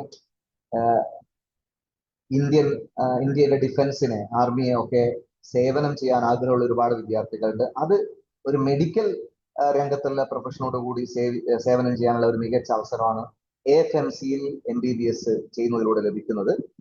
AFMCയിൽ പ്രത്യേകിച്ച് വേറെ മറ്റൊരു എൻട്രൻസ് എക്സാം ഒന്നുമില്ല, നീറ്റ് എക്സാം തന്നെയാണ് പ്രവേശന പരീക്ഷ. പക്ഷേ അത് കൂടാതെ കുട്ടികളുടെ English language comprehension ability test ചെയ്യുന്ന, അതേപോലെ ലോജിക് റീസണിംഗ് ഒക്കെ ടെസ്റ്റ് ചെയ്യുന്ന ഒരു ടെസ്റ്റ്, അത് 80 മാർക്കിന് ഉള്ള ടെസ്റ്റ് കുട്ടികൾ എഴുതേണ്ടതുണ്ട്. അതോടൊപ്പം തന്നെ സൈക്കോളജിക്കൽ അസസ്മെന്റ് ടെസ്റ്റ്, അതേപോലെ ഇന്റർവ്യൂ, അത് കൂടാതെ മെഡിക്കൽ എക്സാമിനേഷൻ. ഇത്രയും ഘട്ടങ്ങളിലൂടെ കടന്നു പോയതിനു ശേഷമാണ് ഫൈനൽ റാങ്ക് ലിസ്റ്റ് പ്രഖ്യാപിക്കുന്നത്. പക്ഷേ പ്രവേശന പരീക്ഷ നീറ്റ് എക്സാം തന്നെയാണ്. നീറ്റിന് അപ്ലൈ ചെയ്യുന്നത് കൂടെ തന്നെ AFMCക്ക് വേറെ തന്നെ അപ്ലിക്കേഷൻ ഫിൽ ചെയ്യേണ്ടതുണ്ട്. എന്നാൽ മാത്രമേ അഡ്മിഷന് പരിഗണിക്കുകയുള്ളൂ. എന്നിട്ട് നീറ്റിന്റെ സ്കോർ ബേസിൽ ഷോർട്ട് ലിസ്റ്റ് ചെയ്ത കാൻഡിഡേറ്റ്സിന് ഈ ലാംഗ്വേജിന്റെ ടെസ്റ്റിനും അതോടൊപ്പം സൈക്കോളജിക്കൽ ടെസ്റ്റിനും ഒക്കെ വിധേയമായതിനു ശേഷം പെർഫോം ചെയ്യുന്നവർക്കാണ് ഈ AFMCയിൽ MBBS പഠനത്തിനുള്ള അവസരം ലഭിക്കുന്നത്. തീർച്ചയായിട്ടും കേരളത്തിലെ ഗവൺമെന്റ് കോളേജുകൾ, മികച്ച നിലവാരം പുലർത്തുന്ന ഗവൺമെന്റ് കോളേജുകളുണ്ട്. കോഴിക്കോട് ഗവൺമെന്റ് കോളേജ്, തീർച്ചയായിട്ടും കോഴിക്കോട് മെഡിക്കൽ കോളേജിലെ പ്രൊഫസറാണ് ഷമീർ സാറ് ഇന്ന് നമ്മളോട് സംവദിക്കുന്നത്. നമുക്ക് ഉടനെ തന്നെ അതിലേക്ക് പോകേണ്ടതുണ്ട്. മറ്റെല്ലാ മെഡിക്കൽ കോളേജുകളും തന്നെ, അതിൽ ചിലതൊക്കെ ഏറ്റവും മികച്ച നമ്മുടെ രാജ്യത്തെ നാഷണൽ ഇമ്പോർട്ടൻസ് ഉള്ള ക്യാമ്പസുകളിൽ അതേ നിലവാരത്തോട് ഘടകവയ്ക്കുന്ന രീതിയിലുള്ള അക്കാദമിക് അന്തരീക്ഷമൊക്കെ ലഭിക്കുന്ന ക്യാമ്പസുകളുണ്ട്. തീർച്ചയായിട്ടും കേരളത്തിലെ ഗവൺമെന്റ് മെഡിക്കൽ കോളേജുകളിലേക്ക് അഡ്മിഷൻ പ്രോസസ് നടത്തുന്നത് കേരളത്തിലെ എൻട്രൻസ് കമ്മീഷണറാണ്. അതുകൊണ്ട് തന്നെയാണ് കീമിന് അപ്ലൈ ചെയ്യണം എന്ന് പറയുന്നത്. എക്സാം എഴുതുന്നത് നീറ്റ് ആണെങ്കിലും കീമിന് അപ്ലിക്കേഷൻ കൊടുക്കേണ്ടതുണ്ട്. ഈ വർഷത്തെ +2 കഴിഞ്ഞ് പുറത്തിറങ്ങിയ വിദ്യാർത്ഥികൾക്ക് ഓൾറെഡി അപ്ലൈ ചെയ്തിട്ടുണ്ടാവും. +1 വിദ്യാർത്ഥികൾക്കും 10ാം ക്ലാസ്സുകാർക്കും തീർച്ചയായിട്ടും ഇത് ശ്രമിക്കാവുന്നതാണ്. നീറ്റ് ആണ് എഴുതേണ്ട എക്സാം എങ്കിലും കീം കൂടെ അപ്ലൈ ചെയ്യേണ്ടതുണ്ട്. അപ്പൊ കേരളത്തിലെ വിദ്യാർത്ഥികൾക്ക് ഇടയിൽ ഉള്ള റാങ്ക് അനുസരിച്ചാണ് 85% കേരളത്തിലെ മെഡിക്കൽ കോളേജുകളിലെ സീറ്റ് ഫില്ല് ചെയ്യപ്പെടുന്നത് നീറ്റ് എക്സാമിലൂടെ തന്നെയാണ്. അതോടൊപ്പം വെറ്റിനറി സയൻസ്, നമുക്ക് കേരളത്തിൽ വെറ്റിനറി സയൻസ് പഠിക്കാനുള്ള ക്യാമ്പസുകളുണ്ട്. കേരള അഗ്രികൾച്ചർ വെറ്റിനറി സയൻസ് പഠിക്കാൻ, MBBS കോഴ്സ് പഠിക്കാൻ വയനാടും അതേപോലെ തൃശ്ശൂരും ഉള്ള 2 ക്യാമ്പസുകളിൽ നമുക്ക് BBSc പഠിക്കാം. അതിനും നീറ്റിന്റെ റാങ്ക് തന്നെയാണ് പരിഗണിക്കുന്നത്. പക്ഷെ നമുക്ക് ദേശീയ തലത്തിലെ ഏറ്റവും മികച്ച ഒരു സ്ഥാപനമാണ് ഇന്ത്യൻ വെറ്റിനറി റിസർച്ച് ഇൻസ്റ്റിറ്റ്യൂട്ട്, ഉത്തർപ്രദേശിലെ ബറേലിയിലാണ്. നീറ്റിന്റെ റാങ്ക് അടിസ്ഥാനത്തിൽ തന്നെയാണ് ഇവിടെയും അഡ്മിഷൻ നടത്തുന്നത്. അതേപോലെ ആയുർവേദ രംഗത്ത് നമുക്ക് കേരളത്തിലെ ഗവൺമെന്റ് കോളേജുകൾ ഉണ്ട്, 3 ഗവൺമെന്റ് കോളേജുകൾ. അതോടൊപ്പം തന്നെ ദേശീയ തലത്തിലെ മികച്ച സ്ഥാപനങ്ങളിൽ ഏറ്റവും മികച്ച സ്ഥാപനമാണ് national institute of Ayurveda, Jaipur. അപ്പൊ ഇത്തരം ക്യാമ്പസുകളിൽ നമ്മൾ പഠിക്കുന്ന സമയത്ത് തീർച്ചയായിട്ടും അതിന്റെ ഏറ്റവും മികച്ച രീതിയിലുള്ള ഏറ്റവും അപ്ഡേറ്റഡ് ആയ സിലബസും അതേപോലെ റിസർച്ചിനുള്ള സാധ്യതകളൊക്കെ വർദ്ധിക്കുന്നു എന്നുള്ളതാണ്. നമ്മൾ തെരഞ്ഞെടുക്കുന്ന സ്ഥാപനമാണ് നമ്മൾ എത്രത്തോളം മികച്ച ഒരു കാൻഡിഡേറ്റ് ആയി അല്ലെങ്കിൽ ഒരു പ്രൊഫഷണലായി വളർന്നു വരിക എന്നുള്ളത് നമ്മൾ നേരത്തെ സൂചിപ്പിച്ചുവല്ലോ. തീർച്ചയായിട്ടും ആയുർവേദ രംഗത്ത് ഈ ഒരു പുതിയ കാലത്ത് ഒരുപാട് അവസരങ്ങൾ നമുക്ക് ഉയർന്നു, പ്രത്യേകിച്ചും കേരളത്തിലൊക്കെ ടൂറിസത്തിനോട് ക്ലബ് ചെയ്തൊക്കെ ആയുർവേദ രംഗത്ത് ഒരുപാട് അവസരങ്ങൾ നമുക്ക് ലഭിക്കുന്നു. അതോടൊപ്പം പോസ്റ്റ് നാറ്റൽ കെയർ, ഇങ്ങനെയുള്ള ഒരുപാട് പുതിയ കാലത്ത് വികസിച്ചു വരുന്ന ഒരുപാട് അവസരങ്ങൾ ഈ ആയുർവേദ രംഗത്തുണ്ട്. അപ്പൊ കേരളത്തിന്റെ സംസ്ഥാന സർക്കാർ കണ്ണൂർ ഈ അടുത്ത് വലിയൊരു ആയുർവേദ റിസർച്ച് ഇൻസ്റ്റിറ്റ്യൂട്ടിന് തുടക്കം കുറിച്ചിട്ടുണ്ട്. അതോടൊപ്പം തന്നെ നമ്മുടെ സെൻട്രൽ ഗവൺമെന്റ് ആയുഷ് ഡിപ്പാർട്ട്മെന്റിന് കീഴിൽ ആയുർവേദ രംഗത്തിനെയും അതേപോലെ മറ്റു മെഡിക്കൽ വിഭാഗങ്ങളൊക്കെ പ്രൊമോട്ട് ചെയ്യാൻ വേണ്ടിയുള്ള ഒരുപാട് പ്രോഗ്രാമുകളും റിസർച്ച് പ്രോഗ്രാമുകളൊക്കെ ആരംഭിച്ചിട്ടുണ്ട്. അതുകൊണ്ട് തന്നെ ആയുർവേദ എന്ന മേഖല നമുക്ക് വളരെ താല്പര്യത്തോടെ വരുന്ന വിദ്യാർത്ഥികൾക്ക് മികച്ച അവസരങ്ങൾ നൽകുന്നുണ്ട്. അതേപോലെ ഹോമിയോപ്പതി രംഗത്തും കേരളത്തിലെ 3 ഗവൺമെന്റ് മെഡിക്കൽ കോളേജും മറ്റ് കോളേജുകളൊക്കെ ഉണ്ടെങ്കിലും തീർച്ചയായിട്ടും ദേശീയ പ്രാധാന്യമുള്ള ഏറ്റവും മികച്ച സ്ഥാപനം കൊൽക്കത്തയിലെ national institute of homoeopathy NEET റാങ്കിന്റെ അടിസ്ഥാനത്തിൽ തന്നെയാണ് ഈ ഇൻസ്റ്റിറ്റ്യൂട്ടിലേക്കും പ്രവേശനം നൽകപ്പെടുന്നത്. ഇതൊക്കെയാണ് പ്രീമിയർ സ്ഥാപനങ്ങളെ കുറിച്ച് നമുക്ക് മനസ്സിലാക്കുന്നത്. തീർച്ചയായിട്ടും ഇതിലപ്പുറത്തേക്ക് 10ാം ക്ലാസ് കഴിഞ്ഞ് വരുന്ന വിദ്യാർത്ഥികൾ ഇതൊരു തുടക്കം എന്ന രീതിയിൽ കണ്ടുകൊണ്ട് ഇത്തരം സ്ഥാപനങ്ങളെ കുറിച്ച് കൂടുതൽ മനസ്സിലാക്കി എക്സ്പ്ലോർ ചെയ്ത് അതിന്റെ സാധ്യതകളൊക്കെ മനസ്സിലാക്കി അവിടെയൊക്കെ പഠിക്കുന്ന വിദ്യാർത്ഥികളോടൊക്കെ കമ്മ്യൂണിക്കേറ്റ് ചെയ്യാൻ ശ്രമിച്ച് മോട്ടിവേറ്റഡ് ആയിട്ട് ഒരു ഡ്രീം കരിയർ ബിൽഡ് ചെയ്യാൻ വേണ്ടി എല്ലാവരും ശ്രമിക്കണം എന്ന് ഓർമ്മപ്പെടുത്തുകയാണ്. നേരത്തെ കമന്റ് ബോക്സിൽ ഒരുപാട് ക്വസ്റ്റ്യൻസ് വരുന്നുണ്ടായിരുന്നു പല കോഴ്സുകളെ കുറിച്ച്, മിലിറ്ററി നഴ്സിംഗ്, അതേപോലെ നഴ്സിംഗ്, അങ്ങനെ വിവിധ കോഴ്സുകളെ കുറിച്ച് ചോദിക്കുന്നുണ്ട്. നമ്മുടെ കരിയർ ഗൈഡൻസ് വിഭാഗത്തിന്റെ യൂട്യൂബ് ചാനൽ ഇന്ന് ഈ പ്രോഗ്രാം ലൈവായിട്ട് ബ്രോഡ്കാസ്റ്റ് ചെയ്യുന്നുണ്ട്. ഈ യൂട്യൂബ് ചാനൽ തന്നെ വിവിധ കോഴ്സുകളെ കുറിച്ച് മുൻപ് ചെയ്ത ഒരുപാട് വീഡിയോസ് നിങ്ങൾക്ക് പോയി കാണാവുന്നതാണ്. അതോടൊപ്പം തന്നെ നമ്മുടെ വിദ്യാഭ്യാസ വകുപ്പ് ഡെവലപ്പ് ചെയ്ത കരിയർ പ്രയാണം എന്ന ഒരു പോർട്ടൽ കൂടെ ഉണ്ട്. അതിനെക്കുറിച്ച് ഫരീദ ടീച്ചർ സംസാരിക്കും. ശേഷം ഷമീർ സാറുമായിട്ടുള്ള ഇന്ററാക്ഷൻ ആണ് നമുക്ക് വേണ്ടത്. Thank you.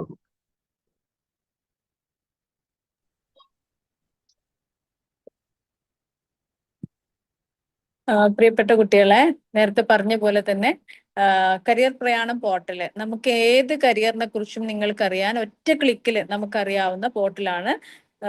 കരിയർ പ്രയാണം എന്ന് തന്നെ ടൈപ്പ് ചെയ്താൽ നിങ്ങൾക്ക് ഇവിടെയുള്ള ഡീറ്റെയിൽസ് ഒക്കെ അറിയാവുന്നതാണ്. അപ്പൊ അതുകൊണ്ട് കരിയർ പ്രയാണം പോർട്ടൽ വിസിറ്റ് ചെയ്ത് വിവിധ കരിയറുകളെ കുറിച്ചുള്ള ധാരണ നിങ്ങൾ ഉണ്ടാക്കുക. അതുപോലെ വിവിധ തൊഴിലവസരങ്ങൾ, ഏതൊക്കെ മേഖലയിൽ തൊഴിലുകളുണ്ട്, ഏതൊക്കെയാണ് എൻട്രൻസ് എക്സാംസ്, അവിടെ ഉണ്ടാവുന്ന കരിയർ ഗ്രോത്ത് എന്താണ്, ഇതെല്ലാം ഈ വെബ്സൈറ്റിനകത്ത് പരാമർശിച്ചിട്ടുണ്ട്. അപ്പൊ ഈ കരിയർ പ്രയാണം വെബ്സൈറ്റ് വിസിറ്റ് ചെയ്യാൻ എല്ലാവരും പ്രത്യേകം ശ്രദ്ധിക്കുക. നിങ്ങളുടെ സ്കൂളിലെ ഗ്രൂപ്പിലൊക്കെ ഇത് വന്നിട്ടുണ്ടാവും. www.careerprayanam.org എന്നുള്ള വെബ്സൈറ്റ്, അത് നിങ്ങൾ വിസിറ്റ് ചെയ്യുക എല്ലാവരും. ഓക്കെ, ഇനി സമയം വളരെ ദീർഘിച്ചിട്ടുണ്ട്. Very sorry. Shameer sir, welcome. Doctor Shameer sir, നേരത്തെ ഷാജി സാർ പറഞ്ഞ പോലെ കോഴിക്കോട് മെഡിക്കൽ കോളേജിലെ വിദഗ്ധനായ, ജനറൽ മെഡിസിൻ മേഖലയിലെ വിദഗ്ധനായ ഒരു ഡോക്ടർ കൂടിയാണ്. കേരളത്തിൽ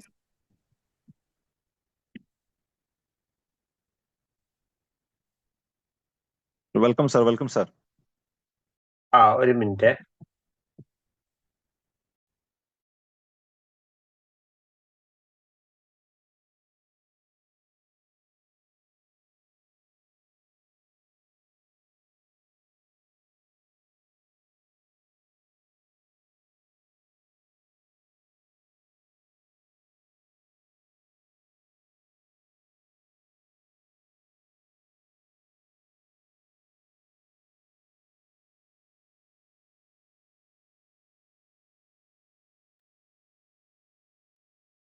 ഹലോ, കേൾക്കാവോ?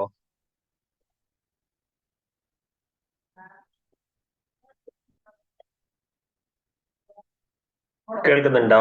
ഓക്കെ, ക്ലിയർ ആണ്. Okay, okay. അപ്പം Fareeda teacher, Najeeb sir, Asheel sir, എല്ലാവർക്കും, പിന്നെ എന്റെ എല്ലാ സംഘാടകർക്കും ഒരുപാട് താങ്ക്സ് ഇങ്ങനത്തെ ഒരു അവസരത്തിന്. ആക്ച്വലി ഞാൻ കരിയർ ഗൈഡൻസിന് സംസാരിക്കാൻ പറ്റുന്ന ഒരു ആളല്ല. അപ്പം ആകെയുള്ളത് എനിക്ക് മെഡിക്കൽ ഫീൽഡില് ഞാൻ പേഴ്സണലി ഈ ഫീൽഡിൽ വർക്ക് ചെയ്യുന്നത് കൊണ്ടും, പിന്നെ കുറെ വർഷങ്ങളായിട്ട് MBBS സ്റ്റുഡൻസിനെ പഠിപ്പിക്കുന്നത് കൊണ്ടും ആണ് ഞാൻ ഇങ്ങനത്തെ ഒരു പരിപാടിയിൽ പങ്കെടുക്കുന്നത്. ആദ്യമായിട്ട് ഞാൻ അങ്ങോട്ട് പറയുകയാണ്. അപ്പം ഒരു മെഡിക്കൽ കോഴ്സിനെ കുറിച്ച് സംസാരിക്കാനാണ് മെയിനായിട്ട് ഫരീദ ടീച്ചർ എന്നോട് പറഞ്ഞിരിക്കുന്നത്. അപ്പൊ നിങ്ങൾക്ക് എല്ലാവർക്കും അറിയുന്ന പോലെ, ഇപ്പൊ നമ്മുടെ കാലത്തൊക്കെ ആണെങ്കിൽ, ഞാനൊക്കെ പഠിക്കുന്ന സമയത്ത് നമ്മളിപ്പോ ഒരു 10ാം ക്ലാസ്സിലോ അല്ലെ +2-ലോ അത്യാവശ്യം പെർസെന്റേജ് മാർക്ക് കിട്ടിയാൽ നമുക്ക് ഒരു ഓപ്ഷനേ തരുള്ളായിരുന്നു. നേരെ MBBS എടുക്കാൻ പറയും. സ്കൂളിൽ നിന്ന് മാഷന്മാർ ആദ്യം മുതലേ പറഞ്ഞു തുടങ്ങും. പിന്നെ അത്യാവശ്യം പഠിക്കുന്ന കുട്ടിയാണെങ്കിൽ ഡോക്ടർ ആയിക്കോ എന്നുള്ള ഒരു ഉപദേശം അപ്പോഴേ കിട്ടി തുടങ്ങും. പിന്നെ നമ്മളെ കൊണ്ട് തന്നെ പറയിപ്പിക്കും. എന്താവാനാണ് ആഗ്രഹം എന്ന് ചോദിച്ചിട്ട്,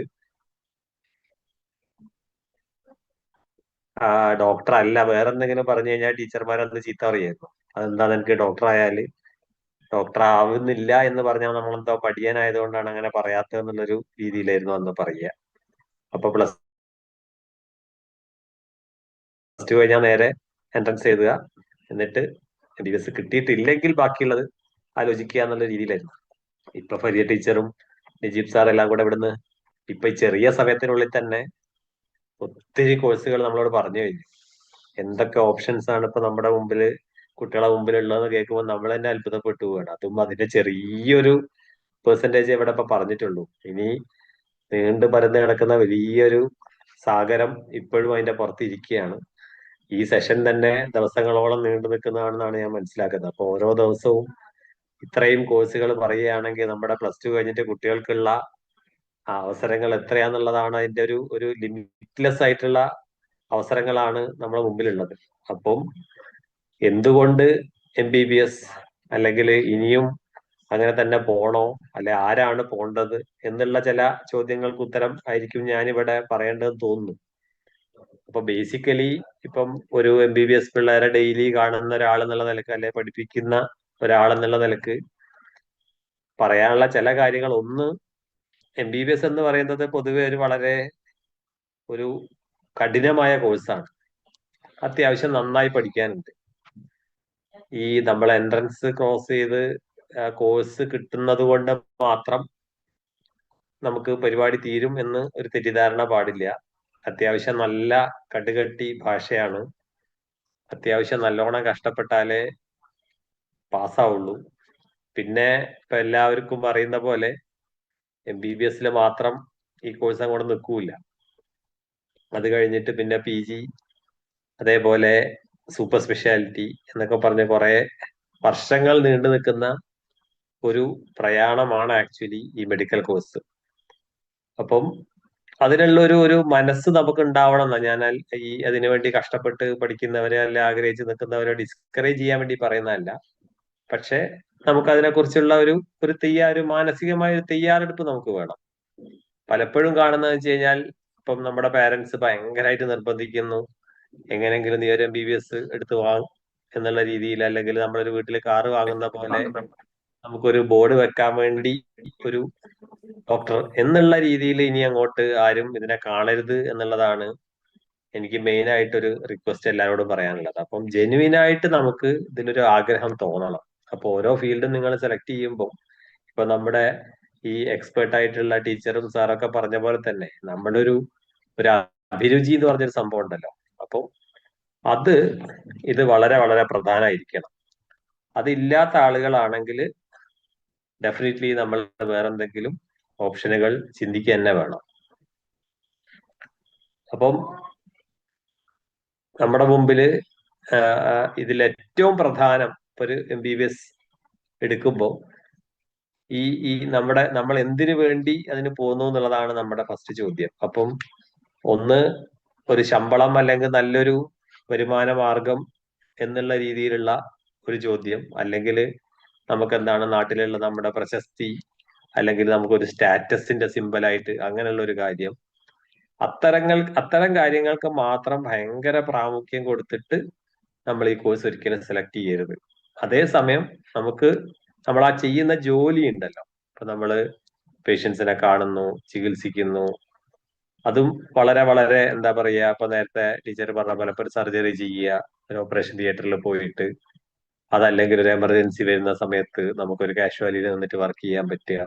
അപ്പൊ ഒരുപാട് കഷ്ടപ്പെടുന്ന ആളുകളെ നമ്മൾ കാണും, ഒരുപാട് ബുദ്ധിമുട്ട് ഉള്ള ആളുകളെ കാണും. അപ്പം അവരെ ചികിത്സിച്ചിട്ട് നമുക്ക് കിട്ടുന്ന ഒരു സന്തോഷം, അത് ശരിയായിട്ട് തിരിച്ചു വരുമ്പം, അല്ലെങ്കിൽ വളരെ മോശം സ്ഥിതിയിൽ വന്നിട്ട് നമ്മുടെ മുമ്പിൽ കിടക്കുന്ന ഒരാള് എണീറ്റ് ചിരിച്ചുകൊണ്ട് പോകുമ്പോഴുള്ള ഒരു സന്തോഷം, അത്തരത്തിലുള്ള ഒരു ചിന്ത, അത്തരത്തിലുള്ള ഒരു കാര്യം നമുക്ക് സന്തോഷം തരുമോ? അതേപോലത്തെ ഒരു ഏരിയയിൽ നമുക്ക് വർക്ക് ചെയ്യുന്നത് നമുക്ക് സന്തോഷകരമാണോ? ഈ പറഞ്ഞ വാർഡുകളിലും പിന്നെ കാഷ്വാലിറ്റിയിലും ഓപ്പറേഷൻ തിയേറ്ററിലും ICUയിലും ഒക്കെ വർക്ക് ചെയ്യുക, ഈ രോഗികളുടെ കൂടെ നമ്മൾ ജീവിക്കുക, അത്തരത്തിലുള്ള ഒരു എൻവയോൺമെന്റ് നമുക്ക് എത്രത്തോളം പ്ലീസിങ് ആയിരിക്കും എന്നുള്ള ഈ കാര്യങ്ങളൊക്കെ. അപ്പൊ അതൊക്കെ നമുക്ക് എത്രത്തോളം ഒരു സന്തോഷം തരും എന്ന് നമുക്ക് തോന്നുന്നുണ്ടെങ്കിൽ ഡെഫിനറ്റ്ലി ഈ ജോലി നമുക്കുള്ളതാണ്. നേരത്തെ ഞാൻ പറഞ്ഞ ബാക്കിയുള്ള കാര്യങ്ങളൊന്നും തന്നെ, എന്നുവെച്ചാൽ പണ്ട് MBBS എടുക്കുന്നതിൽ അങ്ങനത്തെ പല കാരണങ്ങളും ഉണ്ടായിരുന്നു. ഏറ്റവും പ്രധാനം എന്ന് വെച്ച് കഴിഞ്ഞാൽ വരുമാനം തന്നെയായിരുന്നു. നല്ല ശമ്പളം, നല്ല ജോലി, എപ്പോഴും എന്താ പറയാ ഒരു സെക്യൂരിറ്റി എന്ന് പറയും, എന്തായാലും ജോലി കിട്ടും, എന്തായാലും നമുക്കൊരു വെറുതെ നിൽക്കേണ്ടി വരില്ല എന്നുള്ള ചില ചിന്തകളായിരുന്നു നമ്മുടെ ഏറ്റവും പ്രധാനമായിട്ട് നമ്മളെ മോട്ടിവേറ്റ് ചെയ്തുകൊണ്ടിരുന്നത്. അപ്പൊ അത്തരം കാര്യങ്ങള് നമ്മൾ ഇനി അങ്ങോട്ട് ഈ കോഴ്സ് എടുക്കുന്നതിൽ നമ്മളെ ഒരു എൻകറേജ്മെന്റ്, ഒരു പ്രചോദനം ആവരുത് എന്നുള്ളതാണ് എനിക്ക് ഈ അവസരത്തിൽ ഏറ്റവും പ്രധാനമായിട്ട് പറയാനുള്ളത്. പിന്നെ ഇപ്പൊ ഇവിടെ നമ്മള് ഇത് പറഞ്ഞ ഞാൻ ഇങ്ങനെയൊക്കെ പറയുമ്പോൾ പഠിക്കാൻ ഒരുപാടുണ്ടെന്ന് ഞാൻ നേരത്തെ പറഞ്ഞു കഴിഞ്ഞു. അപ്പൊ അതുകൊണ്ട് ക്യാമ്പസ് പഠനം മാത്രമാണ്, അല്ലെങ്കിൽ വേറെ ഒരു എന്റർടൈൻമെന്റും ഇല്ലാത്ത ഒരു ക്യാമ്പസുകളാണ്, നിങ്ങൾ അവിടെ പോയി കഴിഞ്ഞാൽ അങ്ങനെ ആ രീതിയിലൊന്നും ആരും ചിന്തിക്കേണ്ട. കാരണം പിന്നെ ബാക്കി എല്ലാ ക്യാമ്പസുകളെയും പോലെ തന്നെ, അല്ലെങ്കിൽ അതിനേക്കാൾ നല്ല രീതിയിൽ എല്ലാ ആക്ടിവിറ്റീസും നടക്കുന്ന ഇൻസ്റ്റിറ്റ്യൂഷനുകൾ തന്നെയാണ് നമ്മുടെ മെഡിക്കൽ കോളേജ്. ഇപ്പൊ കോഴിക്കോട് മെഡിക്കൽ കോളേജിലൊക്കെ നിങ്ങൾക്ക് എത്ര പേർക്ക് അറിയാമെന്നറിയില്ല, ഇവിടെയൊക്കെ ഓരോ ദിവസവും നടക്കുന്ന ആക്ടിവിറ്റീസും എല്ലാം വളരെ വളരെ എല്ലാ ക്യാമ്പസും പോലെ അല്ലെങ്കിൽ അതിനേക്കാൾ ആക്റ്റീവായിട്ട് കാര്യങ്ങൾ ഇവിടെ നടക്കുന്നുണ്ട്. അപ്പം അതെല്ലാം നിങ്ങൾക്ക് കിട്ടും, എല്ലാ എന്റർടൈൻമെന്റും അതിന്റെ കൂടെ കിട്ടും. അതിനെക്കുറിച്ചൊന്നും നിങ്ങൾ ടെൻഷൻ അടിക്കേണ്ട. പക്ഷേ ആകെയുള്ളൊരു കാര്യം എന്ന് വെച്ച് കഴിഞ്ഞാൽ നമുക്ക് ഒന്ന് കുറച്ച് കഷ്ടപ്പെട്ട് പഠിക്കാനുള്ള ഒരു മനസ്സ് വേണം. അതേപോലെ കുറച്ച് ദീർഘകാലം, ഇത് പെട്ടെന്ന് അങ്ങോട്ട് തീർന്നു പോവില്ല. കുറച്ച് അധിക കാലം നമുക്ക് ഇതിന്റെ കൂടെ ഈ കോഴ്സ് കംപ്ലീറ്റ് ആക്കാനും അതിന്റെ അടുത്ത കോഴ്സിലേക്ക് പോകാനും അങ്ങനെയുള്ള ഒരു ക്ഷമ നമുക്ക് വേണം. പിന്നെ കുറച്ചുകൂടെ ബാക്കി പല കോഴ്സിനെ വെച്ച് നോക്കുമ്പോൾ കുറച്ചുകൂടി കട്ടിയുള്ള വാക്കുകൾ കുറച്ചുകൂടി കാണാതെ പഠിച്ചു വെക്കുക, ഓർത്തിരിക്കുക, അങ്ങനത്തെ ചില കാര്യങ്ങൾ നമുക്ക് ഇതിൽ ആവശ്യം വരും. അപ്പം ഇത്തരം കാര്യങ്ങളൊക്കെ നമ്മൾ ഇതിന് മുമ്പൊന്ന് മനസ്സിലാക്കുക. പിന്നെ പേഴ്സണലി ഇപ്പം എന്നോട് ചോദിക്കുകയാണെങ്കിൽ, ഇപ്പം ഇത്രയും വർഷങ്ങളായി ഞാൻ ഇതിൽ നിൽക്കുന്നു. അപ്പൊ ഇതിലേക്ക് ഞാൻ കയറുന്നത് ഇപ്പൊ ഇതേപോലെ ഒരു കരിയർ ഗൈഡൻസിന്റെ ക്ലാസ് കയറിയിട്ടോ അല്ലെങ്കിൽ ഒരുപാട് ഇങ്ങനെ ചിന്തിച്ചിട്ടോ അങ്ങനെയൊന്നുമല്ല. നമ്മളൊക്കെ അന്ന് നേരത്തെ പറഞ്ഞ പോലെ ആ സമയത്ത് നമ്മൾ പഠിക്കുന്നു, എൻട്രൻസ് എഴുതുന്നു, കിട്ടുന്നു, പോകുന്നു എന്നുള്ള രീതിയിൽ ഇതിലെത്തപ്പെട്ട ഒരാളാണ് ഞാൻ. അല്ലാതെ ഒരുപാട് ചർച്ചകൾക്ക് ശേഷമോ അല്ലെങ്കിൽ ഒരുപാട് ചിന്തകൾക്ക് ശേഷമോ ഒന്നുമല്ല. ഇപ്പൊ ഇത്രയും വർഷമായി ഞാനിപ്പോ ഈ ഫീൽഡിൽ നിൽക്കുന്നു, ഒരുപാട് വർഷങ്ങളായി. അപ്പം ആ ഒരു അനുഭവം വെച്ചിട്ട് ഞാൻ ഈ ഫീൽഡ് ശരിക്കും ഇപ്പോഴും എൻജോയ് ചെയ്യുന്നുണ്ട്. എനിക്ക് അതിലൊരു റിഗ്രറ്റും ഇല്ല. അപ്പൊ ഇതിൽ വന്നതുകൊണ്ട് ഇപ്പോഴും ഞാൻ വളരെ ഹാപ്പിയാണ്. ജീവിതം സന്തോഷകരമായിട്ടാണ് പോകുന്നത്. എന്തൊക്കെ നെഗറ്റീവ് പറഞ്ഞാലും എനിക്കതിലൊരു റിഗ്രറ്റ് ഒന്നും ഒരിക്കലും തോന്നിയിട്ടില്ല. വളരെ നല്ലൊരു ഫീൽഡ് എന്നുള്ള രീതിയിൽ തന്നെയാണ്. അപ്പൊ ഞാൻ എൻ്റെ സ്റ്റുഡൻസിനാണെങ്കിലും അത് തന്നെയാണ് പറയാറ്. അപ്പൊ നമ്മൾ അത് ആസ്വദിക്കുകയാണെങ്കിൽ തീർച്ചയായും ഇപ്പോഴും ഏറ്റവും നല്ല ഒരു നമുക്ക് എന്തുകൊണ്ടും പോകാൻ പറ്റുന്ന ഒരു ഫീൽഡായിട്ട് തന്നെയാണ് എനിക്ക് പേഴ്സണലി ഫീൽ ചെയ്തത്. പക്ഷെ ആ ഒരു ചിന്ത നമ്മുടെ കുട്ടികളും രക്ഷിതാക്കളും ഒക്കെ മനസ്സിലാക്കി എടുക്കണം. ഒരിക്കലും ഒരു ഫോഴ്സ് ചെയ്തിട്ടാവരുത്. ഒരു എഞ്ചിനീയറിംഗ് ആണ് അല്ലെങ്കിൽ മാത്സ് ആണ് ഇഷ്ടം എന്നൊരു കുട്ടി പറയുകയാണെങ്കിൽ ഒരു കാരണവശാലും പിന്നെ നമ്മൾ അവരെ ഫോഴ്സ് ചെയ്തിട്ട് ഇതിലേക്ക് മാറ്റി വിടരുത്. കാരണം നമ്മൾ അങ്ങനത്തെ കുട്ടികൾ ഒരുപാട് കാണുന്നുണ്ട്. കാരണം അവർക്ക് ബേസിക്കലി അവർ തന്നെ നമ്മളോട് പറയും, ആക്ച്വലി ഞാൻ ഇതായിരുന്നില്ല ഉദ്ദേശിച്ചിരുന്നത്, പക്ഷെ പാരന്റ്സ് നിർബന്ധിച്ചിട്ടാണ് ഞങ്ങൾ ഇങ്ങോട്ട് വന്നത്. അങ്ങനത്തെ കുട്ടികൾ ഇവിടെ എത്തിക്കഴിഞ്ഞാലും വളരെ കഷ്ടപ്പെടുന്നതാണ് കാണുക. കാരണം അവർ ഇതിനുള്ളിൽ കയറി കഴിഞ്ഞാൽ അവർ ഹാപ്പി ആവില്ല. അപ്പൊ അങ്ങനെ നമ്മൾ ഒരുപാട് ബുദ്ധിമുട്ടിച്ചിട്ട് ഈ എടുക്കുന്നതിൽ ഒരു അർത്ഥമില്ല. കാരണം അവരത് ഈ ജീവിതത്തിൽ അവര് ഹാപ്പി ആവില്ല. അതിന് മാത്രം വേർത്തല്ല താൻ. കാരണം പണ്ടത്തെ പോലെ ഒരുപാട് എന്താ പറയാ അത്ര അട്രാക്റ്റീവ് ആയിട്ടുള്ള അത്ര ഒരു ഫീൽഡായിട്ട് നമുക്ക് ഇതിനെ ആ ഭാഗം കൊണ്ട് കാണാൻ പറ്റില്ല. പ്രത്യേകിച്ച് നമ്മുടെ ഒരു ബാക്കി സാമ്പത്തികം അങ്ങനത്തെ കാര്യങ്ങൾ, ജോലി സാധ്യത നമുക്ക് വെച്ച് നോക്കുമ്പോൾ പണ്ടത്തെ പോലെ ഡോക്ടർ ആവുന്നത് കൊണ്ട് നമുക്കൊരു അഡ്വാൻറ്റേജ് ഉണ്ടാവില്ല. ഇനി അങ്ങോട്ട് ക്രൈസിസ് ഉണ്ടാവും, ജോബ് ഓപ്പർച്യൂണിറ്റീസ് കുറയും, അപ്പം ആ കോമ്പറ്റീഷൻ കൂടും, അതൊക്കെ കൂടിക്കൊണ്ടിരിക്കുകയാണ്. അതുകൊണ്ട് അതിനു വേണ്ടി മാത്രം ഒരിക്കലും ഈ ഫീൽഡ് സെലക്ട് ചെയ്യരുത്. ശരിക്കും നമ്മുടെ ഒരു അഭിരുചി എന്ന് പറയുന്ന സാധനമായിരിക്കണം നമ്മളെ ഗൈഡ് ചെയ്യുന്നത്. അപ്പൊ കുട്ടികളാണെങ്കിലും രക്ഷിതാക്കളാണെങ്കിലും ഇതെടുക്കുന്നതിന് ഇതിനെയൊക്കെ ചിന്തിച്ചു തുടങ്ങുന്നതിന് മുമ്പ് തന്നെ അവരോട് ചോദിക്കണം, നിങ്ങൾക്ക് ഈ ഒരു ഫീൽഡ്, ഈ തരത്തിലുള്ള ജോലി, ഈ ഒരു സബ്ജക്ട് ഇതെല്ലാം നിങ്ങൾക്ക് താല്പര്യമുള്ളത് തന്നെയാണോ? ആണെങ്കിൽ തീർച്ചയായിട്ടും അവരെ ആ വഴിക്ക് വിടുക. അതല്ല അവര് അതിനോട് വലിയൊരു ആഭിമുഖ്യം കാണിക്കുന്നില്ല എന്നുണ്ടെങ്കിൽ അവരെ ഫോഴ്സ് ചെയ്തിട്ട് ഒരു കാരണവശാലും ഈ ഫീൽഡിലേക്ക് വിടുകയും ചെയ്യരുത് എന്നുള്ളതാണ് എൻ്റെ അഭിപ്രായം.